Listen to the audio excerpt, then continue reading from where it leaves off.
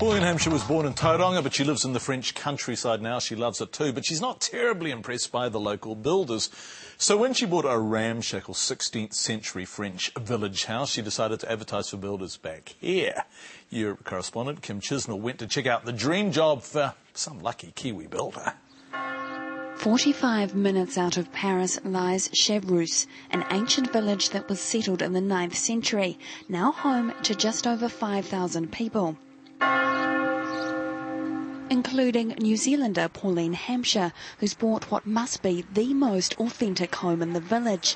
In the 18th century, it was a village shop. The signs are still intact. Tell me what it says across the top here, because you can still see the lettering from the... Yeah, it says Cordonnerie du Progrès, which means the progressive shoemaker. The previous owner was a little old lady who lived here by herself for over 50 years. She barely touched the place. Her only form of heating was this coal burner here. That's original. So that was for the whole house? For the whole house. And how cold, because it's warm now, obviously, in the middle of summer, but how cold does it get in winter? Oh, it can get down to -10.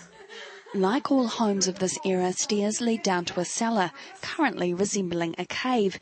It measures just 3 metres across, and you can barely stand up in it.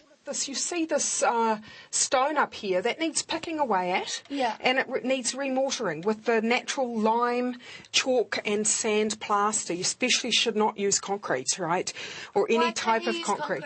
Well, because of the porous stone, you see, it will just, all the concrete will absorb, and in fact you could possibly even have the thing collapse because of that. The house has running water, but believe it or not, no bathroom. But there's some things that are just a bit too authentic in this house. Don't get a shock. There was no sewage, as I said before, and this is a drop hole. Oh, God. Yeah, I think You'll get rid of that. I don't think we'll be restoring that. Up a spiral staircase, there are 2 bedrooms and what Hampshire sees as the first job on a very long list, restoring the roof. These are solid as anything. I mean, they look really old, but it's oak and it's just such strong, hard wood. Hampshire has lived in this village for 25 years. 10 years ago, she renovated her own apartment, an experience that left her questioning the speed of French builders. It was actually quite traumatic. I think I put on a lot of kilos at the time, and I was renting a house in the village next door. I'd given in my notice, because here you have to give 3 months' notice on a rental. I'd given in my notice, and they hadn't finished.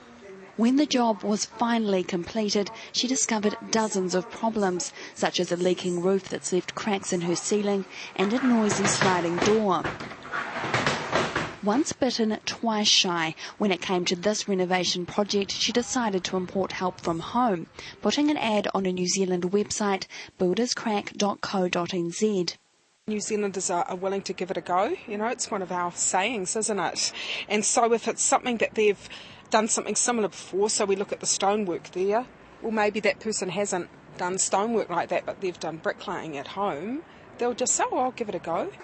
Hampshire thinks she'll need 3 or 4 people, and it could take anywhere up to 3 months. Somebody looking for experience, somebody who's dreamt of coming to France and living the village life, and I've got that to offer. So I think, and if they've got their trade skills to offer me, I think we can find a good deal. The building team will live in the apartment below Hampshire's, right in the heart of the village. And the pièce de résistance, well, Hampshire will take the building crew on a holiday around France when they're finished. It's a pretty appealing package. Already the ads attracted over 60 replies, but it's not all bread and roses. The building team will have to deal with a house much older than anything in New Zealand, and of course do something about that drop hole.